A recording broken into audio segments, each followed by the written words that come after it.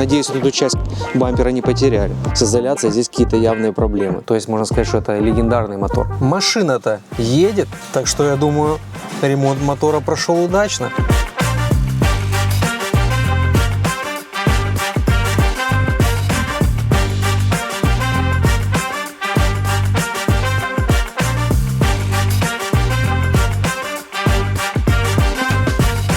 Всех приветствую на канале. Привезли к нам машину новую, сгрузили вот у наших соседей. Спасибо им большое за помощь. Сейчас вот еду посмотреть. Я не присутствовал, когда ее сгружали, потому что это было рано еще для меня. Да и как бы эти ребята, которые доставляют, не хочется сейчас об этом, потому что меня подгорает постоянно, когда я про это говорю. Они никогда не могут заранее позвонить тебе за час, мы приедем. Они приезжают и такие: hello, I'm here. Хочется ему сказать: ну жди 3 часа, пока я приеду, если у тебя ума нет дописать. Ладно, не будем, а то меня подгорает на эту тему. Вернемся к машине. Она стоит у нас здесь, у соседей наших, у которых есть форклифт. Ага, я ее уже вижу. Так, вижу 85-очка на 21-х колесах. Выглядит симпатично. Колеса вроде бы неплохие. Сейчас подключу бустер. Я с собой взял ноут. Посмотрим, что тут с этой машиной. Может быть, какая-то интересная информация нарисуется. А вообще попозже приедем и ее заберем отсюда.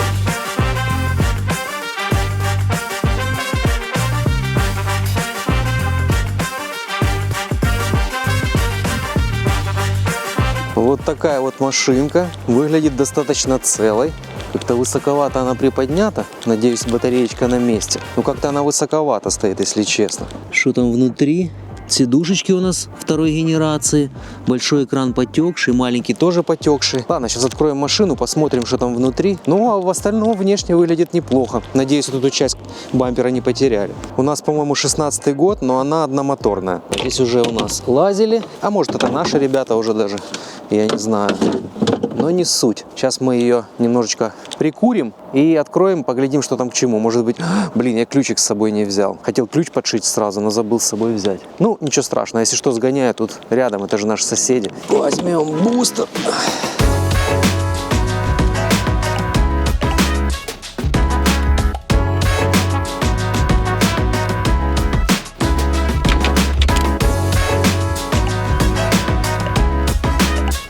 Что у нас тут? Да, сидушечка, конечно, выглядит подтертой. Салончик подзаюзанный.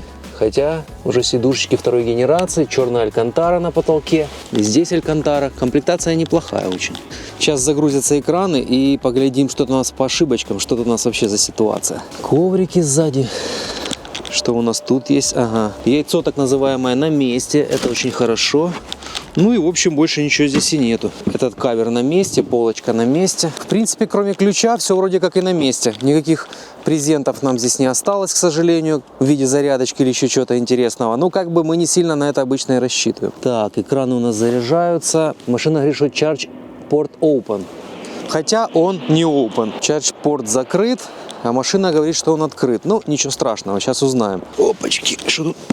К чему? Жаль, оба экрана потекшие. Экраны эти уже не спасти. Придется их менять. Сейчас машина загрузится и глянем, что там к чему. Ага, бардачок у нас пока не открывается. Так, вот он загрузился, центральный дисплей. Машина уже в сервис-моде, причем в сервис-мод плюсе. Значит, тут кто-то подключался диагностикой. С экрана просто так сервис плюс не введешь. Так, и самое интересное, что у нас тут по алертам. И что же мы здесь видим? Что же мы видим? Ну, прям по Recent мы видим, что 12 вольт not supported, что Charge Port Door Open. По Charge порту здесь ругается, по дверце. Но как бы здесь ничего такого и нет. А вот в предыдущих ошибках у нас есть Isolation Degradation. Короче, здесь что-то по изоляции. Что-то здесь, скорее всего, по изоляции. Сейчас подключу диагностику, посмотрю, чтобы просто понять, это изоляция внешняя или внутренняя. Но, скорее всего, машина не поедет, так как с изоляцией здесь какие-то явные проблемы. Будем, конечно, надеяться, что изоляция внешняя, а не внутренняя, потому что как бы с внешней вроде как и полегче бороться. Но, как говорится, будем посмотреть. Сейчас подключу диагностику, глянем более подробно по данным. Эх, мой любимый клей здесь, как обычно. Ой, ужас какой. Этот клей — это просто проклятие. Поглядим, что у нас здесь такого есть. Так, контакторы у нас открыты, и по сопротивлению внутренней изоляции, вот 3540, я вижу, что внутри здесь все в порядке. Разбаланс у нас 3666, 3662, 4 милливольта разбаланса. Замечательно, отлично. Значит, я так понимаю, что здесь проблема у нас по внешней изоляции. Напряжение у нас все в порядке. Разбаланс 5 милливольт, 4-5 милливольта. Как я уже и говорил, это замечательно. По конфигу, что у нас здесь? Ага, Fast Charge и Load. Очень похоже, что здесь бесплатный суперчарджер есть. Чаще всего как бы это все совпадает. Окей, по ошибочкам, которые он нам говорит. А попробую я ради интереса сбросить ошибочки по BMS. Вдруг она проснется. Не сильно я на это надеюсь, но почему бы и не попробовать. Так, Drive ISO сброшу. И сброшу еще здесь вообще. И перезагружу BMS. И посмотрим, что у нас здесь останется. А у нас здесь все равно недостаточно чего-то, чтобы включить контакторы. Как мы видим, по данным у нас какая-то проблема по внешней изоляции. Здесь один мотор задний, поэтому первое подозрение, конечно же, у нас на мотор. Это еще может быть, там, допустим, хитр батареи или компрессор кондиционера, или еще где-нибудь высоковольтная сеть ложится и ложит изоляцию. Но чаще всего, если это большой мотор, задний большой мотор, то чаще всего это проблемы с мотором. Поэтому как бы тут, в принципе, на чудо мы особо не рассчитываем, но бывает, как говорится, всякое. Поэтому, ну, как есть. Ключик мы подошьем. Позже вернемся, когда забирать машину. Я сейчас немножечко еще ее осмотрю. Ну, в общем, такая вот машина, 16-й год.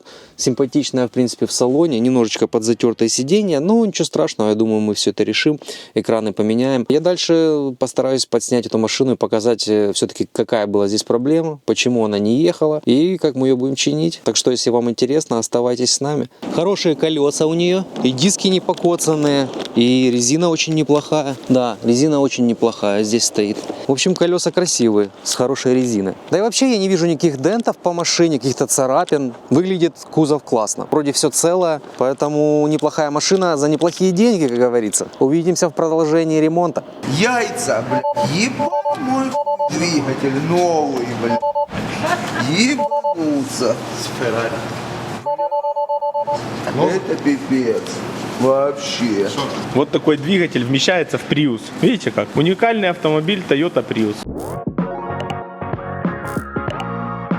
Приехали покупать двигатель на Prius. Здесь мы покупаем двигателя, их целая куча лежит. А тут собрались сбрасывать стартера. Снимают с каждого двигателя стартер. Это здесь Honda, Toyota, Subaru. И они их выбрасывают все. И нам предложили купить каждый стартер за $5. Любой, каждый за 5. И мы точно бабан. Здесь сколько штук? Получается $715, 243 стартера. 243 стартера. 243 стартера. По $5. По $5. $1215 мы должны отдать. Будем сейчас платить деньги, и у нас есть проект «Продай стартер», который начинается прямо сейчас. И вашему вниманию вы вступаете в этот проект. Покажем, сколько с этого придется, ну, получим денег назад. Если даже каждый стартер продать за $50 за 3 года, плюс сторож, выйдем в ноль. 100% выйдем в ноль. Или же отдадим на металлолом. А сколько еще должен платить? $715. Еще предлагают за $500 вот эти провода медные купить. Настолько силы у нас не хватит. С медными проводами у нас еще не было сделано. А так вообще, как всегда, ребята продают двигателя. Здесь хорошая площадка. Двигателя на любые японские автомобили. Honda, Toyota, Subaru. Трансмиссии есть целые вот такие вот сеты. Subaru. Также само у них привозят вот такие морды. Кто хочет себе сделать необычный автомобиль, может снять с Lexus себе морду и сделать себе Алтезу. Двигателя на любой вкус и цвет. Так же самое и другие запчасти. Но видите, стартера, как я понимаю, не востребованные. Из-за этого их продают. Люди просто хотят очистить свой склад, не хотят хранить. Никто не хочет этим заниматься и выставлять на eBay. Приходится продать вот так, как есть. Ну, а нам чисто это по приколу. Сделаем такой проект стартер. Может быть, привлечем детей или кого-нибудь еще, чтобы это все выставить на eBay и приумножить эти деньги ради просто интереса. В принципе, просто жалко то, что рабочие хорошие стартера выбрасывают. Там очень много новых стартеров. Прям видно по ним, что они новые. Жалко. Из-за этого решили вот так вот. Бригада. Получается, у нас 243 стартера. С Toyota, Subaru, с Nissan, Mazda, Mitsubishi.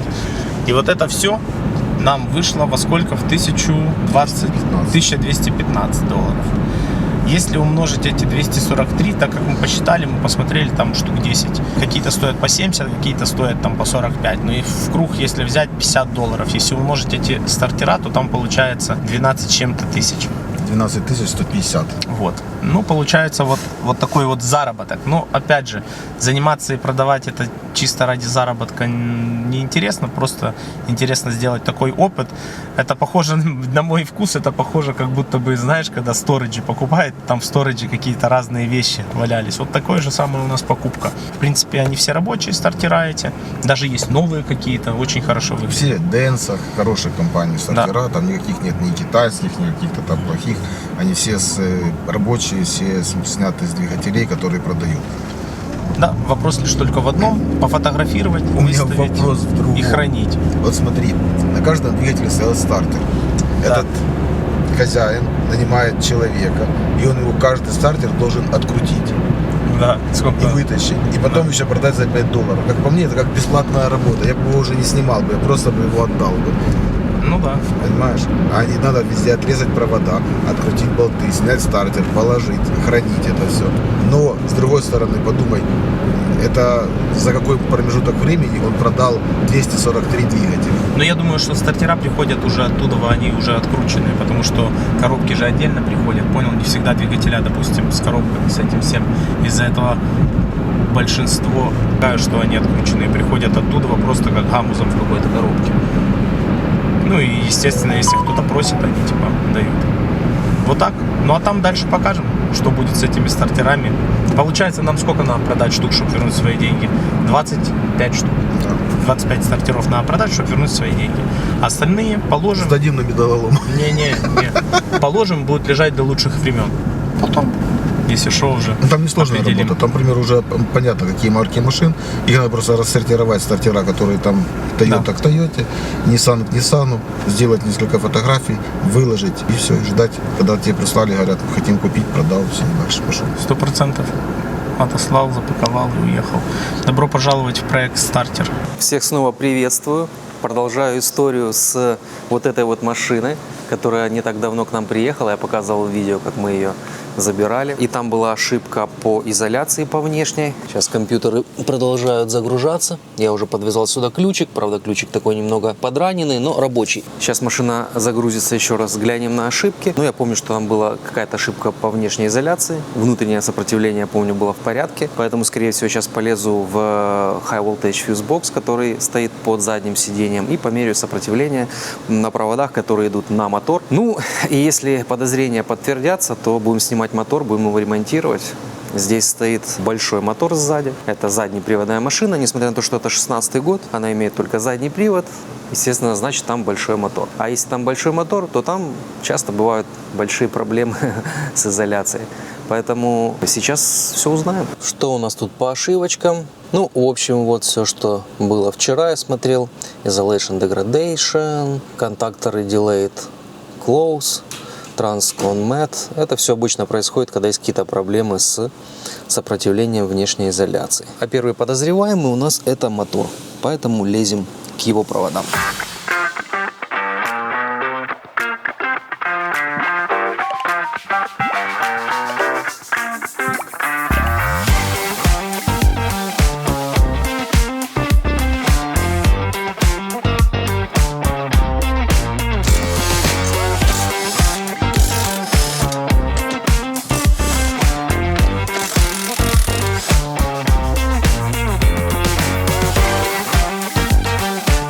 Обязательно обесточиваем машину, чтобы все было безопасно. И разрываем петлю. Обязательно.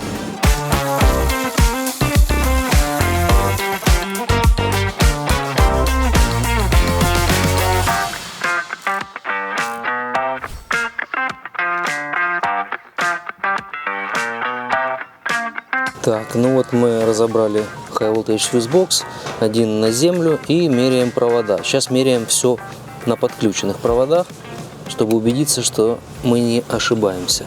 Поехали. Сопротивление, как мы видим, крайне маленькое. Ну и на этой стороне здесь будет то же самое.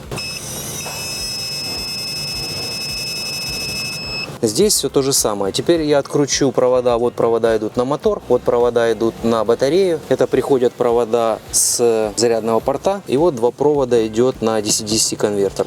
Иногда, если есть передний мотор, иногда еще отсюда может передний мотор уходить. Но здесь у нас только задний привод. Поэтому я откручу сейчас мотор, батарею, DC-DC и все звоню отдельно.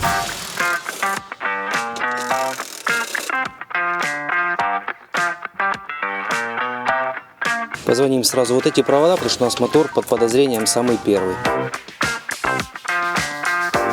Ну и как бы что и требовалось доказать.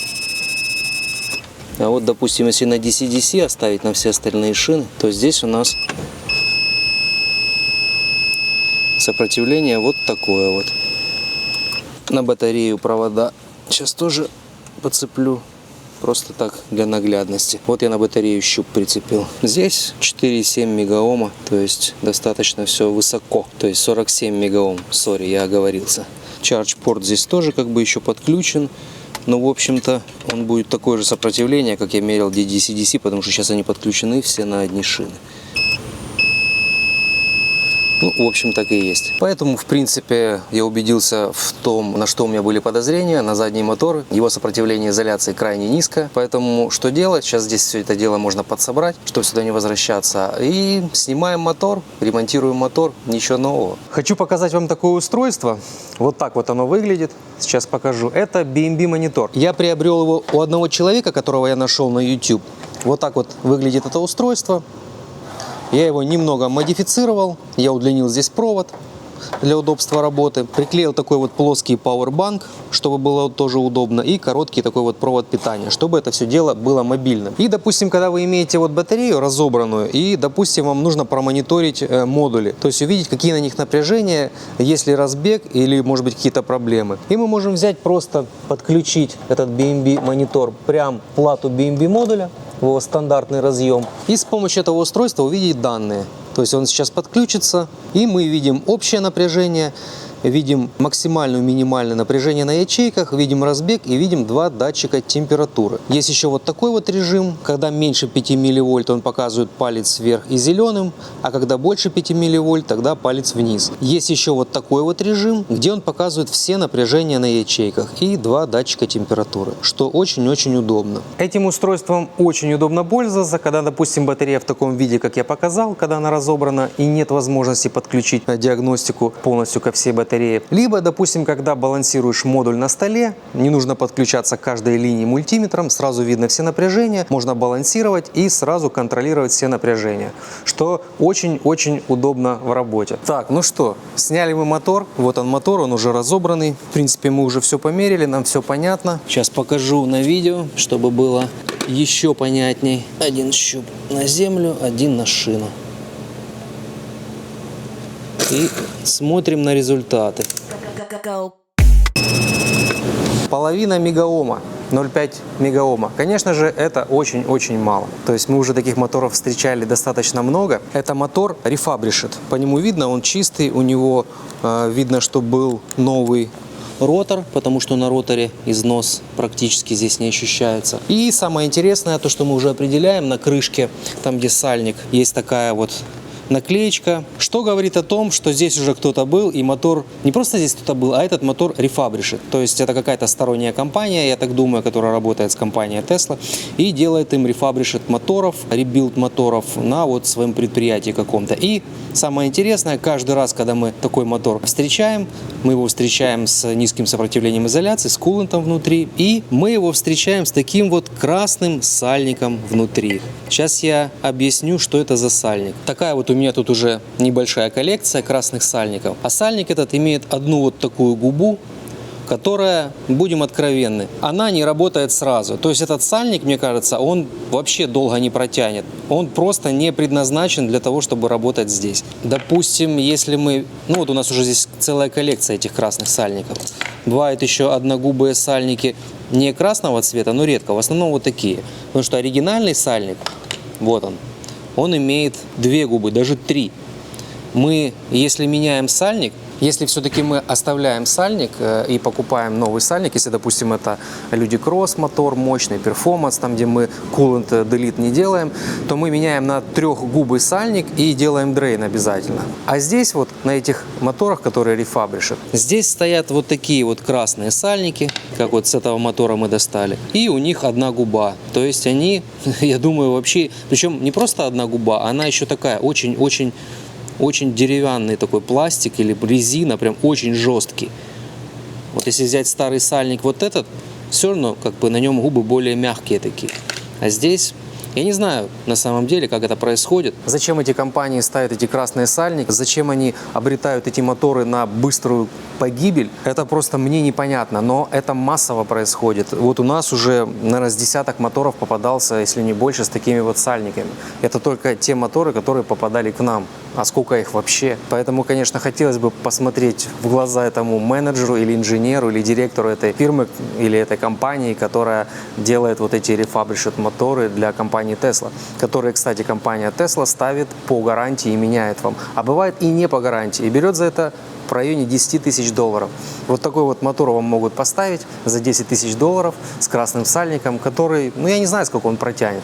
Они, конечно, дают на него гарантию, сам дилер, но как бы я не думаю, что гарантия это прям спасение от всего. Потому что, ну это ужасно.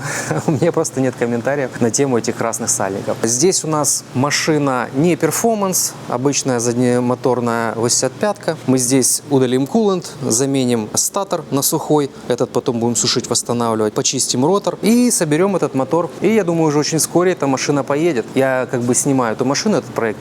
Поэтому я думаю, подсниму, как мы соберем эту машину. И хочу подснять, не забыть, что все-таки получится у нас в итоге. Но я думаю, все будет как обычно. Мы уже не первый раз сталкиваемся с такими задачами, поэтому все должно быть нормально. Но тем не менее, подсниму. Поэтому оставайтесь с нами. Есть у нас такой вот мотор. С ним почти все в порядке, за исключением одного из подшипников. Это как раз тот самый мотор, который мы в одном видео показывали, который мы снимали 5 раз. То есть можно сказать, что это легендарный мотор. Мы его не будем использовать на этой машине, потому что он перформанс. Тут другой инвертор стоит, а тот обычный, не перформанс, базовый, бейс, так сказать. Но мы отсюда возьмем половину мотора вместе с ротором и статором. То есть мы оттуда возьмем инвертор, крышку, отсюда ротор и статор. И соберем этот мотор, чтобы вернуть его на вот эту вот машину, где у нас такая вот беда со статором, который залило. Наши любимые красные сальники, о которых я уже рассказывал. Поэтому сейчас подсоберем мотор и вернем его на машину.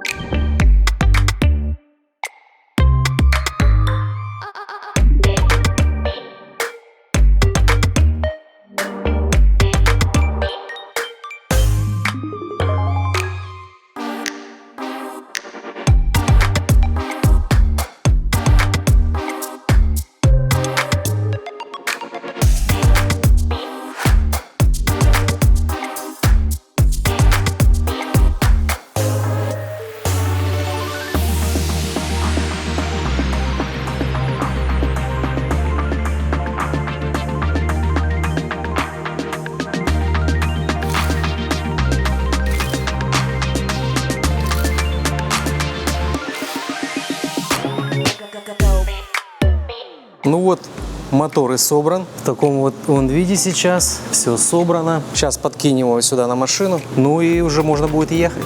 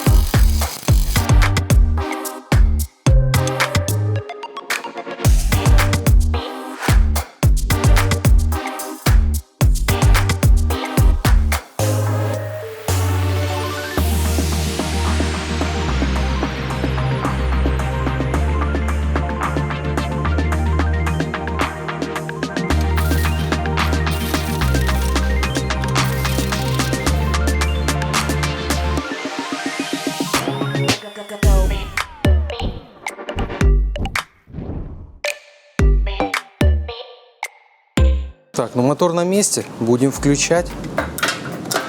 Ждем желанных звуков контакторов. Хотя там ошибка по изоляции была, может быть, ее нужно будет сбросить. Пока что тишина. О, был звук контакторов. Сейчас машина загрузится и посмотрим. Может, она уже и поедет сразу. Так, компьютеры загружаются. Компьютеры у нас загрузились. Что-то меня смущает. 12 вольт not supported. Low voltage support fault. Может, из-за того, что аккум отключен, а может нет. Но у меня внешнюю температуру не показывает почему-то. Странно, на 12 вольт not supported пишет. Давай попробую, если... О, контакторы включились. А до этого что они были выключены? Отключились, слышишь? А бустер? Хотя... Так, вот такие у нас тут ошибочки, что-то контакторы клацают туда-сюда. Пока что-то непонятно. Сейчас будем разбираться. Что-то здесь туда-сюда скачет, где-то что-то не в порядке. Короче, пока какая-то непонятка здесь. Что-то у нас контактор открывается, закрывается, DC-DC то работает, то не работает. Где-то есть какая-то проблема. Так что будем искать. Ну, вроде бы разобрались. Предохранитель был сгоревший, который с DC-DC шел на фьюзбокс на большой. И не питал 12-вольтовую сеть. Машина ругалась, ей не хватало поддержки 12 вольт, и она то включалась, то выключалась. Короче, была беда. Сейчас мы предохранитель заменили. Сейчас компы загрузятся, посмотрим, что покажет нам автомобиль. Здесь у нас, в принципе, все окей. 2300 килоом сопротивления изоляции. Сейчас на закрытых контакторах. И в остальном все, в принципе, выглядит неплохо. 4 милливольта разбег по батарейке. Что у нас тут? DC-DC вот показывает у нас. Вот и нагрузочку он стал показывать. То есть он питает уже 12-вольтовую сеть. Вот у нас по модулям такая ситуация. Ну, в принципе, по модулям все прикольно выглядит. Ну и по модулям все в порядке здесь. Разбег небольшой, 4 милливольта. Выглядит все хорошо. Очень долго почему-то загружается здесь Tegra. Я не знаю, может что-то с памятью уже не в порядке. Загружается, но как-то долговато. Оба экрана здесь у нас потекшие. Оба экрана будут заменены. Сейчас еще ошибочка по ключу светится, потому что ключ я подвязал временный. Такой у нас есть контуженный ключ немного. Потом подвяжу уже новый. Ну давай уже загружайся скорее. Возвращаемся. Что у нас по ошибочкам теперь? О, ну сейчас в принципе iBooster что-то ругается. В ключе батарейка. Низкий уровень омывайки, то есть ерунда. А ну сейчас попробую Rail включить. Так, Rail у меня включился. По паркам... TPMS, Park Assistance, потому что снято яйцо у нас, колеса не накачаны, мобилайзер, эту ошибку я сброшу, то, что я ключ подвязывал. Ну, сейчас, в принципе, выглядит ничего. Попробую сейчас поехать. Ну, машина едет. Машина-то едет, так что я думаю... Ремонт мотора прошел удачно. Сейчас мы все еще проверим, соберем все под низом, поставим на место патрубки защиты. Там еще переднюю защиту нужно немножечко будет подделать. Там немножечко потерялись клипсы, и она не закреплена полноценно. Ну и все это дело подсоберем, и можно будет выехать на тест-драйв. Не знаю, может уже, наверное, не сегодня, за окном темно. В общем, не знаю, подсниму я тест-драйв или не подсниму, но ремонт мотора прошел успешно. Вот такая вот была история с этой машиной.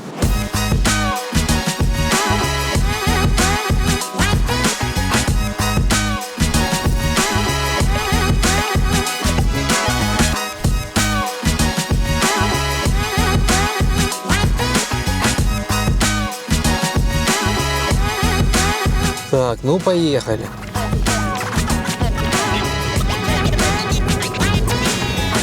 Нет, нормально. Звуков страшных нет.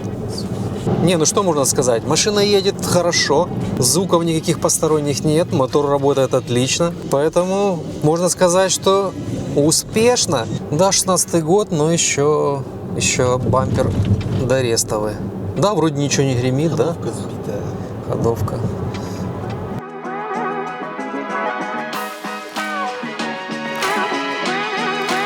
Вот такой вот был ремонт, вот такая вот была история. Поэтому всем спасибо за внимание. Увидимся в новых сериях.